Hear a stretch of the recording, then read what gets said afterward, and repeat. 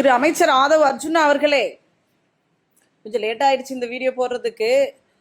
திரு உதயநிதி அவர்கள் தான் நான் சட்டமன்றத்தில் பேசும்போது கேள்வி கேட்கும் போது இங்க எந்திரிக்கலான்னு பாத்தீங்களா? எந்திரிச்சு என்ன பண்ணுவீங்க? முதலமைச்சர் கிட்ட ஒரு எதிர்கட்சி தலைவர் கேள்வி கேட்கிறாருன்னா அதுக்கு முதலமைச்சர் தான் பதில் சொல்லணும். அதற்கு பதில் சொல்லாத திராணியற்ற ஒரு முதலமைச்சரை உட்கார வச்சுக்கிட்டு அரசியல் ரீதியா கேள்வி கேட்கறதுக்கு உங்களுக்கு என்ன தகுதி இருக்குன்னு ஒரு மேடை போட்டு பெணாத்திட்டு இருக்கீங்க திரு அமைச்சர் ஆதரவு அர்ஜுனா அவர்களே. உங்களுக்கு என்ன சார் தகுதி இருக்கு? அந்த சட்டமன்றத்தில் நுழையிறதுக்கு உங்களுக்கு எல்லாம் தகுதி இருக்கா? அங்கெல்லாம் உங்களுக்கு எல்லாம் நிக்கிறதுக்கோ பேசுறதுக்கோ உங்களுக்கு எல்லாம் திறமை இருக்கா? அதெல்லாம் இல்லாததுனால தானே இங்க அடி வாங்கிட்டு வீட்டுல போய் ஒப்பாரி வச்சாரு உங்க முதல்வர் அவர்கள். அடிச்ச இடத்துல பதில் சொல்லணும், அடிச்ச இடத்துல அழுகணும் கட்ஸ் இருந்தா.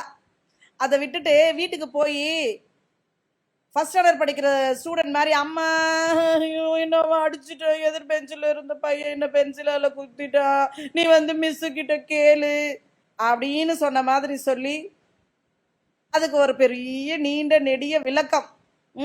இப்படிப்பட்ட முதல்வர், இப்படிப்பட்ட அமைச்சர்கள் தற்குறிகள்ன்றத சட்டமன்றத்துக்கு வெளியிலையும் நிரூபிக்கிறீங்க, தற்குறிகள்ன்றத சட்டமன்றத்துக்கு உள்ளரையும் நிரூபிக்கிறீங்க. என்ன அருகதை இருக்கா? என்ன இது இருக்கா? உங்க போக்கஸ் எல்லாம் கொளத்தூர்ல வச்சுட்டீங்களா? சேப்பாக்கம் திருவள்ளிக்கேணியில வைக்கலையா? ஏதோ ஒரு ஃப்ளூக்ல ஜெயிச்சுட்டு எங்க வீட்டுக்காரரை விட எனக்கு எங்க விஜய் தான் பிடிக்கும்னு சிரிங்கிக்கிட்டே சொல்லுச்சுங்களே சில ஆன்டிங்க. அந்த சனியன்களால ஓட்டு போட்டு இன்னைக்கு நீங்கெல்லாம் போய் கொழுகு மண்டபத்துல உட்காந்துட்டா நீங்க தான் தகுதி உள்ளவங்களாயிடுவீங்களா?